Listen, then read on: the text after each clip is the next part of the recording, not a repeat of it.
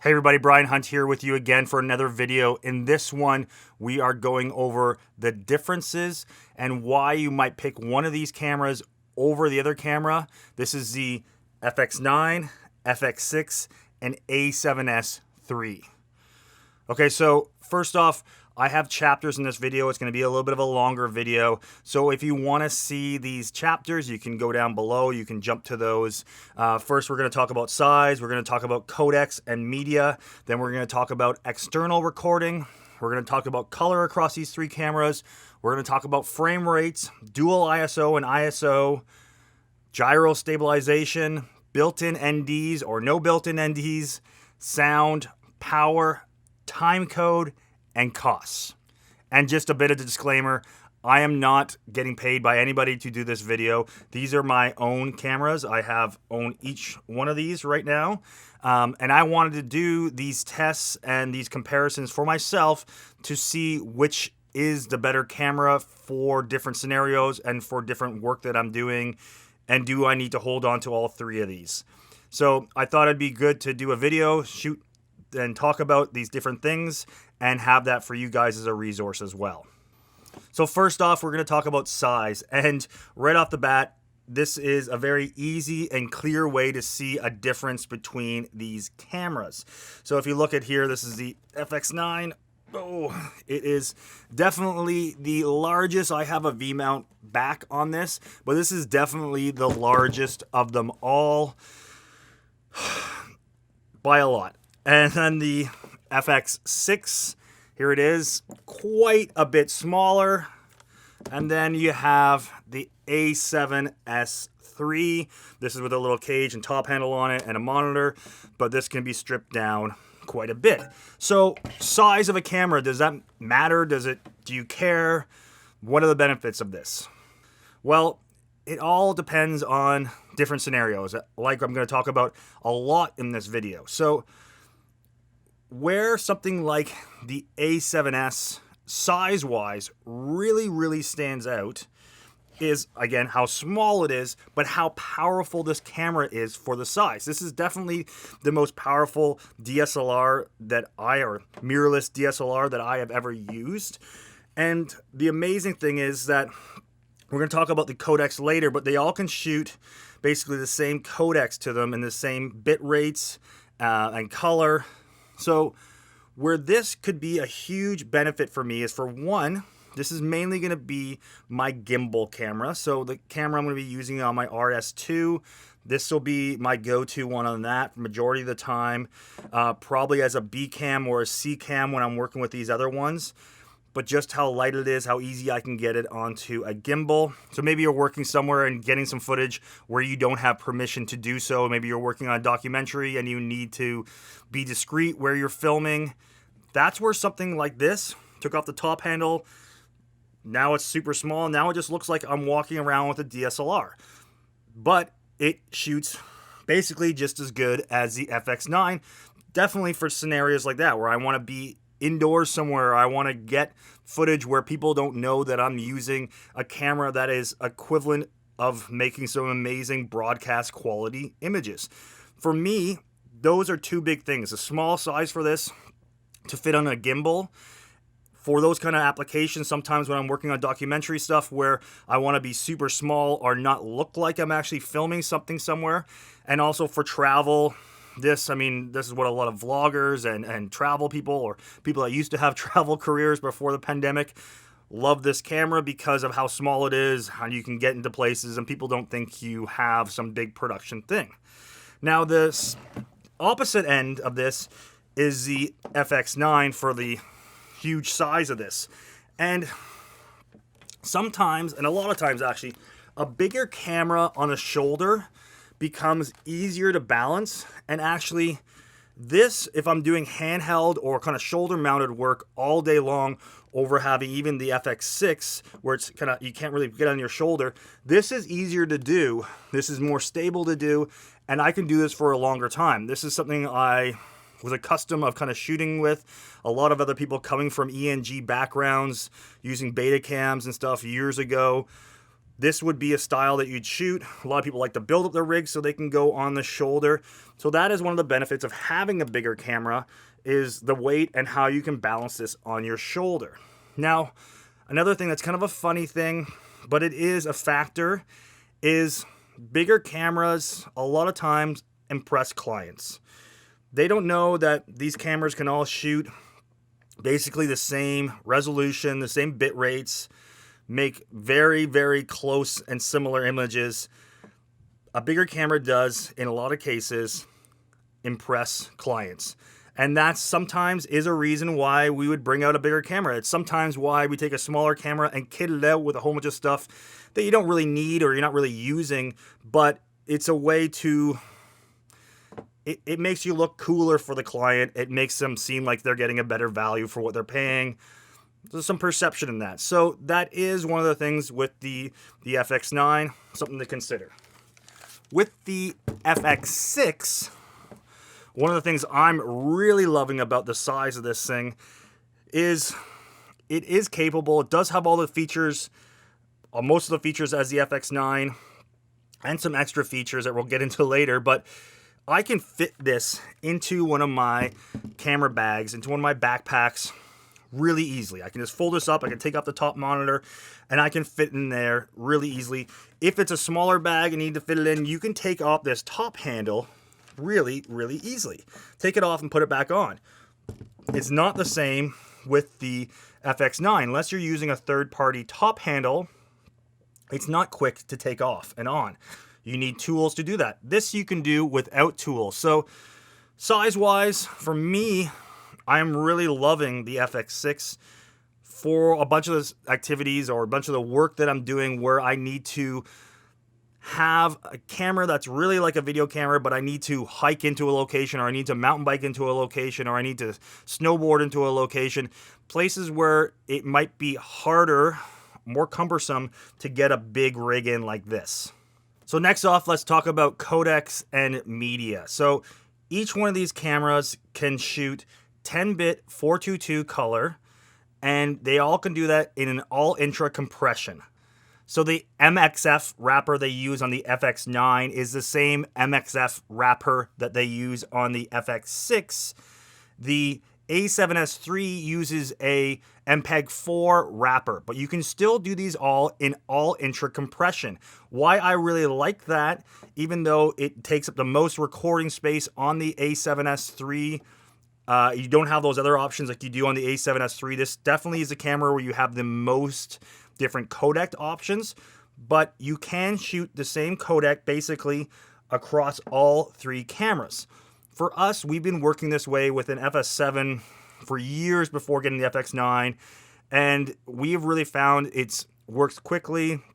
We can really process the footage fast. We have no problems with playing that in Premiere on our Mac systems. So that's why I like shooting in that, and I like shooting in each one of these cameras, especially when I'm using them all together in the same codec for being quicker turnaround. So what this means when you're shooting with the A7S III or the FX6 is that you need to use these crazy little overpriced cards. What are they even called? These are now the CF Express Type A. I always get, there's so many different cards now. I hate spending money on media that's like overpriced. This stuff is crazy. I mean, I spent in Canadian dollars, these 160 gig cards cost me $520. And I got 4 of them. I definitely need some more if I'm going out on some other bigger jobs. It's a lot of money in media, but this allows you to record that codecs and the frame rates to get to the highest frame rates on both these cameras, doing 120 frames per second. Now, on the FX9, they're still using these very old XQD cards. These things have been around for a while now. They are cheaper than these, but they're not nearly as fast.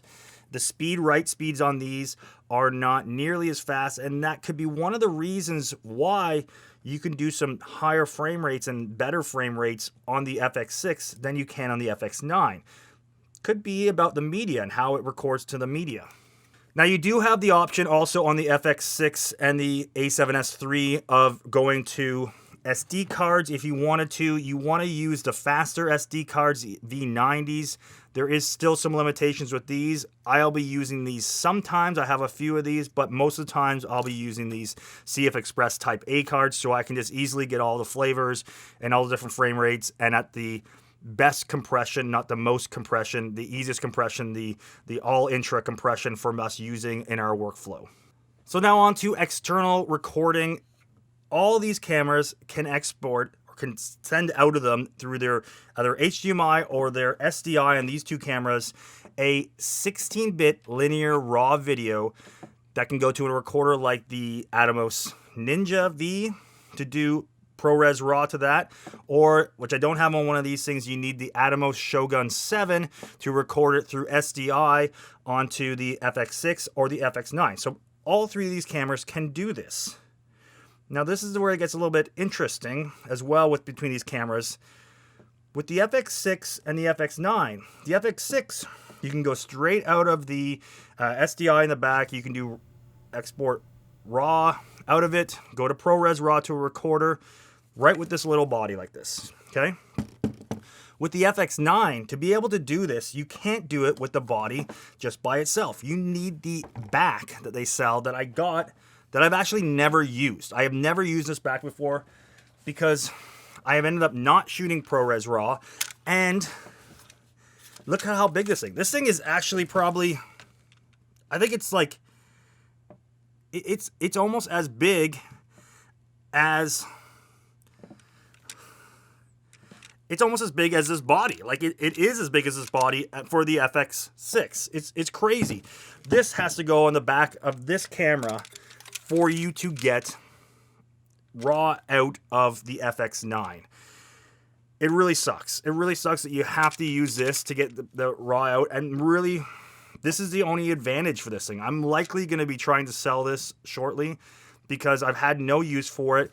And ProRes RAW, even though I have seen a lot of great stuff with it, I've looked at different footage that way. I haven't done too much testing with it. But the reason we have not been filming that way is that when you record over to an external recorder and you're recording it in ProRes RAW or anything, if you're just recording to ProRes on an external recorder, your camera is not getting that gyroscopic information to the external recorder. It only gets that information to the card internally in the camera that you're using. So if you want to use Catalyst Browse and you want to be able to stabilize your footage, you need to be recording to your media inside your camera. You can't be using an external recorder. There's no, as I've seen yet, there's no updates for those things. Maybe that will happen later. I don't know if it can pull that information over the HDMI or over the SDI later on, but right now you can't do that. And that's one of the reasons I am not really worried about using an external recorder, because we use the Catalyst Browse stabilization feature so often. You can watch one of the videos I did talking about that before, how to use it and what it works with. So next we're talking about color. So these two cameras, the FX6, FX9, can both shoot in the S Cinetone, and they can do S-Log3 in Cine EI. The A7S III does not have S Cinetone built into it. It can do all the different flavors of S-Log3 and S-Log2. There is a great video that shows you how to get something that looks like S Cinetone on this by OneShot. I'm going to link to it up here, also linking to it in the description. Awesome video, super impressed with it. I did some tests you can see here. This is using his settings on the A7S III to get it to match, and it matches super well with the FX9, which he was trying to match it with. Now, S Cinetone is a really great color to use because it is a baked-in look, but it looks really good, and it looks really good out of the camera. Not too much like a Rec 709. It's not too... You still have a bit of room to play with it, but it makes things turn around really fast. Now, the way I am going to be typically shooting with these cameras is in S-Log3. And so when I shoot in S-Log3, I did some tests with that with these cameras, and you can see that you can match these very quickly. This is not playing around with them that much, but they can match very, very easily, and that is a great thing. When I had my FX7 before, I also had an FS5 for about a year. I got rid of my FS5 because what the camera shot at S-Log2 looked completely different than the FX7, the FS7, sorry, and I was very hard to get them to match, and it was also only an 8-bit camera, so it was also hard to get matched that way. FX6, FX9, A7S III can match very easily, and the color in all these cameras is pretty damn awesome. So now we're getting on to frame rates, and this is where things get interesting between these cameras, because by far the most expensive camera does the least amount of frame rate options. And a lot of people have talked about this. This is a real bummer. You can only do, if I want to do 120 frames per second, I can only do that in a 2K mode on the FX9. That's the only way I can do 120 frames per second, or actually I can go up to 180 frames per second with that. Now, in 4K, I can shoot on the, with a little crop in it, FX6 and the A7S III. These cameras basically, believe they do have the exact same sensor in it. They both do a lot of very similar things that way with frame rates.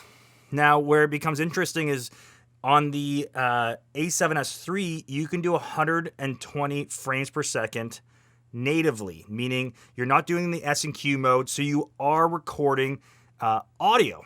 And the great thing with that is when you're recording audio, you have that audio still there. If you want to use it after in post, you want to re-speed it up or match it again to regular speed or have it at slow motion. That's a cool feature on this that you do not have on either one of these cameras. Now you can shoot on all these cameras with 60 frames per second native with audio as well. But on the A7S III, you can do that at 120 frames per second, or you can do 120 frames per second in S&Q, which will then play back at 120 or play back in slow motion. The same on the FX6. This is actually a really big thing for me for a lot of the outdoor things that I film, a lot of the tourism things that I film. That higher frame rate, and I'm a big fan of higher frame rates, and a lot of times I use it maybe too much, especially if you ask my editor when he's working on some projects and he's got to sift through tons and tons of slow motion. But I love slow motion. I love time lapse. I love the two opposites of those things. Super fast and super slow. This on this camera is awesome, and how quickly you can switch between the things on it, and that you don't really lose that much of the image. It's a very small punch on it. So frame rate wise, these two cameras, the FX6 and the A7S III, really win that way. And actually, I didn't even get into this on the, I did say they all can do it in 4K, but on the FX9, when it does it 60 frames per second in 4K, it's cropping into the sensor, and it's cropping into a 5K crop. It's a 6K sensor that it crops down to a 4K image. But when you want to do 60 frames per second to the camera, you have to be in that 5K crop mode. So you're actually not getting the full sensor readout to do it in 4K 60. And that actually gets me into another whole section on sensors. I mean, I believe the FX9 has a bigger sensor than the rest of these cameras. It can process a little bit better because it's processing down from 6K down to 4K. So that is one of the kind of features that set this apart over these two cameras, over the FX6 or the A7S III. They do not have that. These two have the same sensors within them. They're both great sensors. Now we get on to dual ISO or ISO settings. And the FX9 is the only one that has true native dual ISO, meaning it has been rated by Sony for its low ISO at 800 in S-Log3 or its high ISO at 4000 in S-Log3 to be the same noise level, exactly the same on both of those things, both of those ISOs. Now, on the A7S III and the FX6, these have something very similar. It's been talked a lot online. Gerald Undone did a great video on this talking about it. Philip Bloom did a great video talking about this. But you guys will probably know that, you can do your 800 ISO. You start getting noisier. Once you get up to 12,800, then it cleans up again. And that's how these two cameras are working. So it's not a true native dual ISO, but it's actually a pretty crazy high ISO.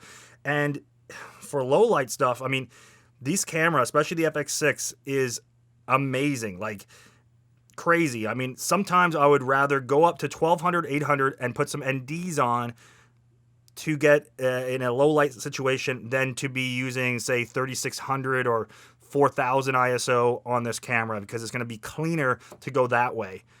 But that's a crazy high ISO range, and this will be a lot of times the cameras I'll be using, likely more the FX6, when I am doing a lot of low light work. If it's a scenario that way, this would definitely be the one to pick, because you can also don't have to have the cleaning the image, the noise reduction built into the camera. That has that on the A7S III.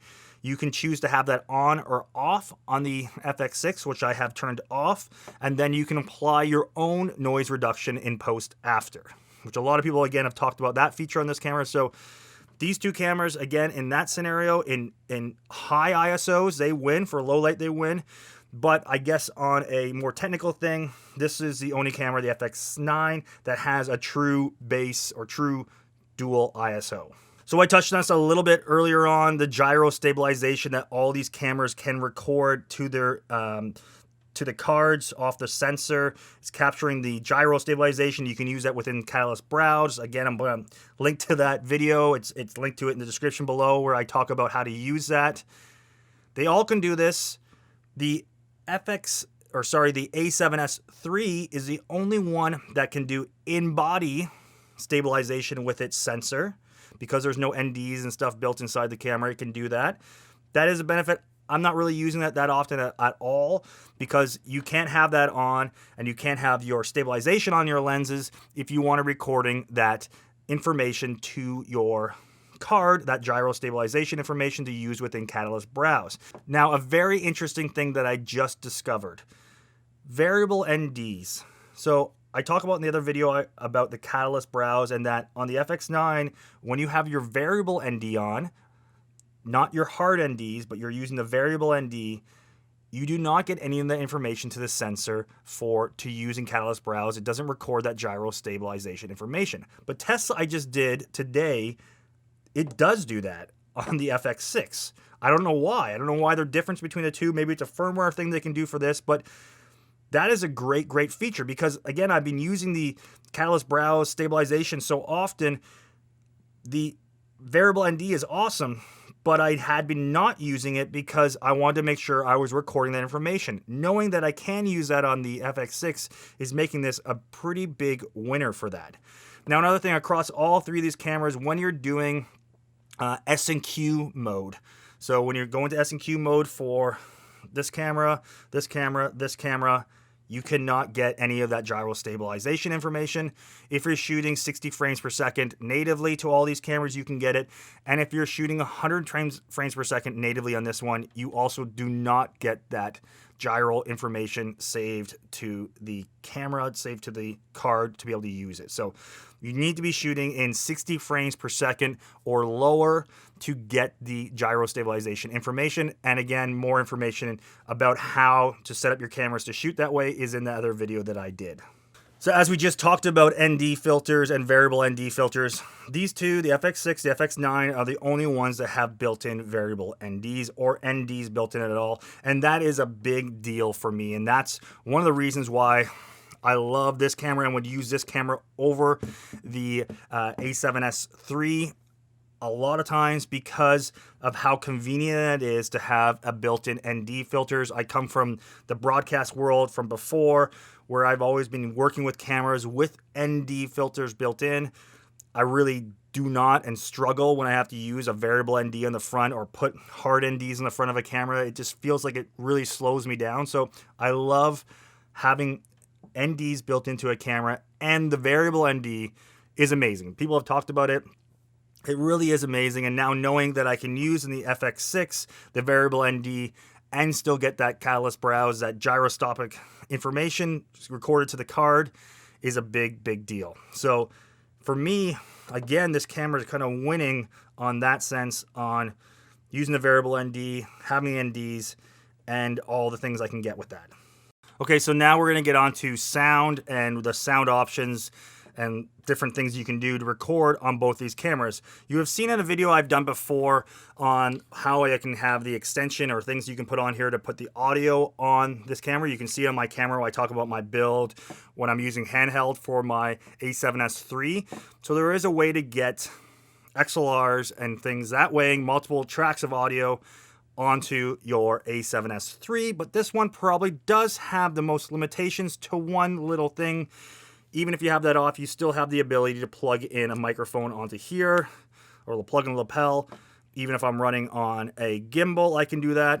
Now this is something that's been talked about a bunch by other people, and a disappointing thing with the FX6, the XLR and the audio input, all the audio inputs are on the top handle here. So if you take off the top handle and you want to use it with just the top handle on, having this smaller on a gimbal or different setup like that, you lose any ability of being able to put sound into the camera.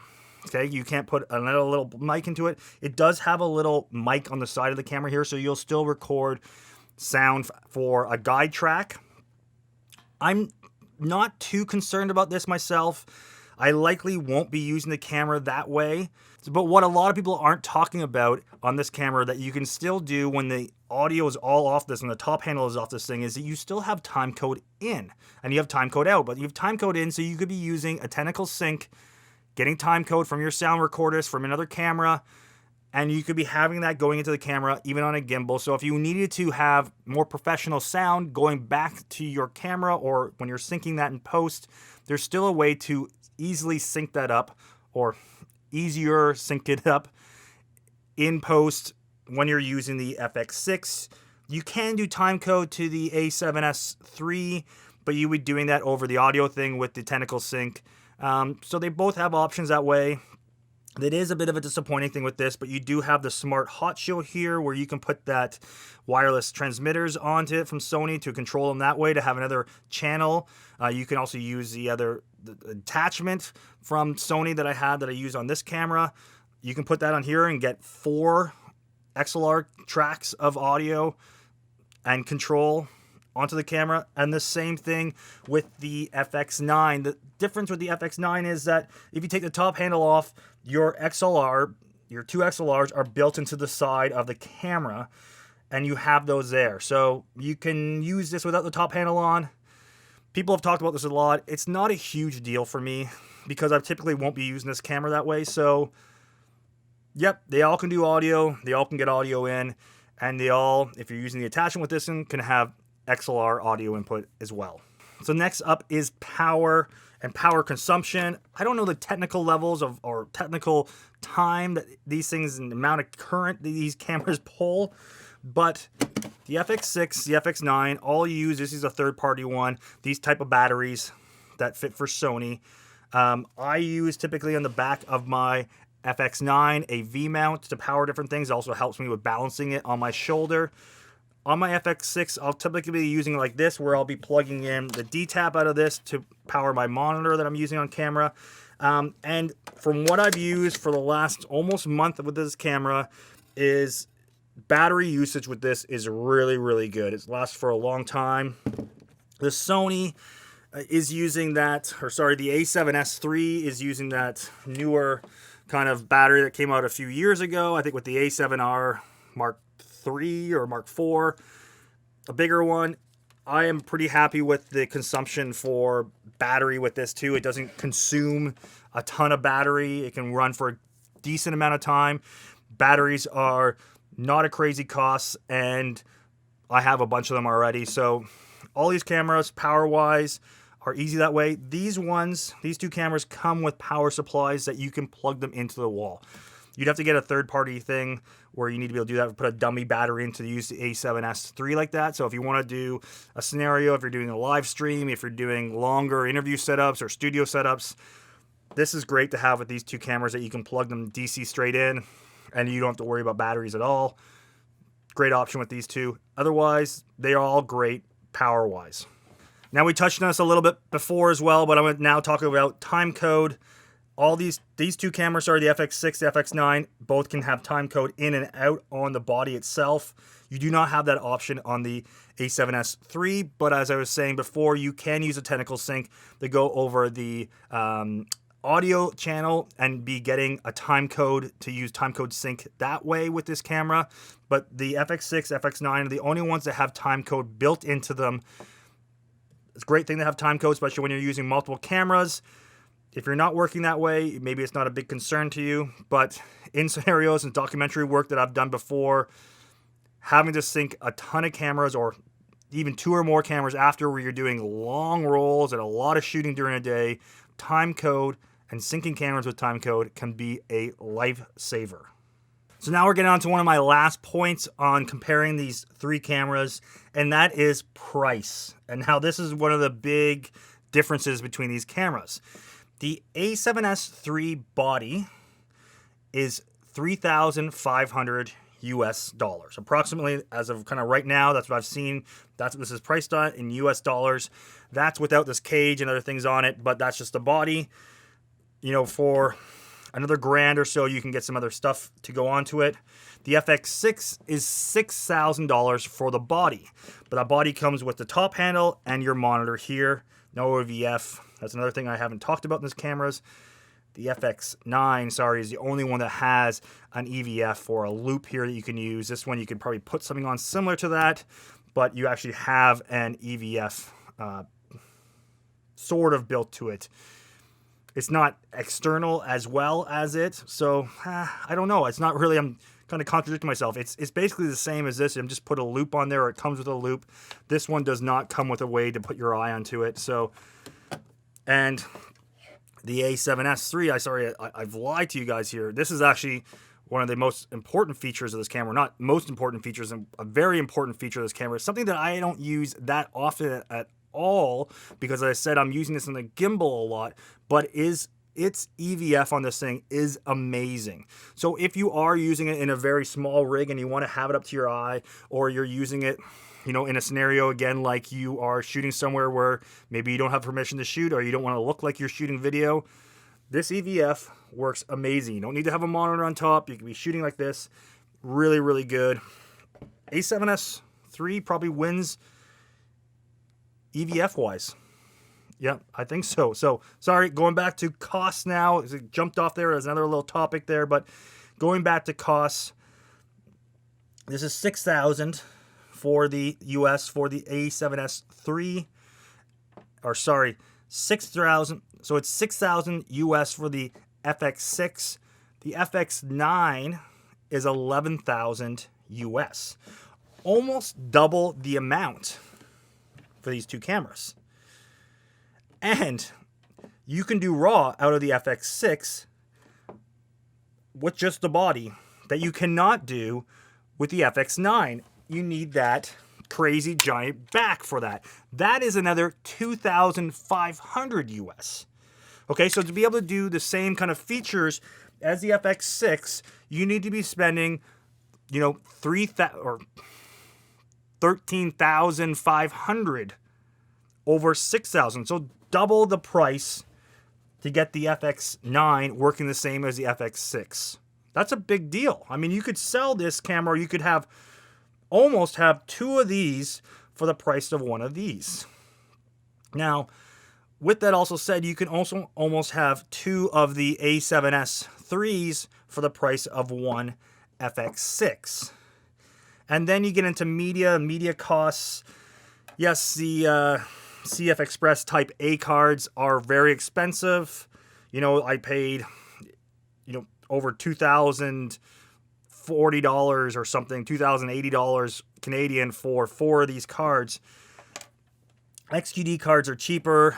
SD cards are cheaper that you can use in the A7S III, or you can use in the FX6. This is a bit of a thing where it gets me thinking about it. Owning all 3 of these cameras, do I need to own all 3 of these cameras? And where am I going to be using all 3 of them? Right now, I'm going to be holding on to all 3 of these. The A7S III is going to work for me great on a gimbal camera, as again, for something I could have as a travel camera, if something I want to get into places and be small and compact. The FX6, I think, and it has been so far for the last almost month, the camera that I'm using the most because of how small and compact it is to what it can do, the images it can do, the 120 frames per second at 4K it can do, with the built-in ND filters, all those things, awesome. The FX9, I still have some other jobs that are asking me to bring out something like the FX9, or they're asking me for an FX7 equivalent, which, you know, this camera, the FX6, is shooting better than that, but for some client work, typically I'm probably, and some other dock work, having that shoulder-mounted camera and a bigger camera is probably why I'm going to keep my FX6, or sorry, my FX9. But if I was to do it all over again, I might be better off in buying two FX6s over an FX9. There's another video I did earlier on that I'll link to up here about shooting with two cameras. And I talk about the benefit of shooting with two cameras. And one of the real great things to shoot with two cameras is having two of the exact same model of camera. That way you can make sure things match very easily and things should match well.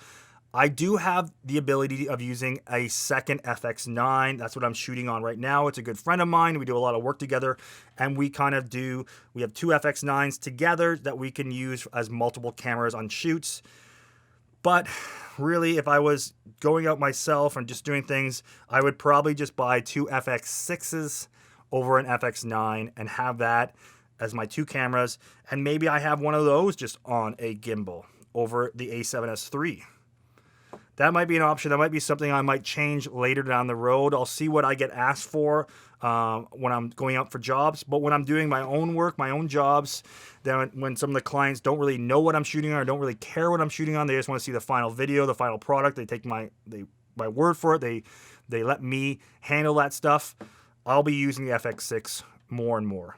So thanks so much, guys, for watching this video. Please give me a thumbs up. Please think of subscribing to the channel. It really does help. I do spend a lot of time kind of creating this content for you guys. This is tests I did myself, but I also thought it'd be valuable for you guys to see. Please let me know in the comments below, is there something you think I missed? What camera would you be buying right now? What camera are you thinking of getting? What camera do you think is the best for your scenario? And we'll see you guys on the next video.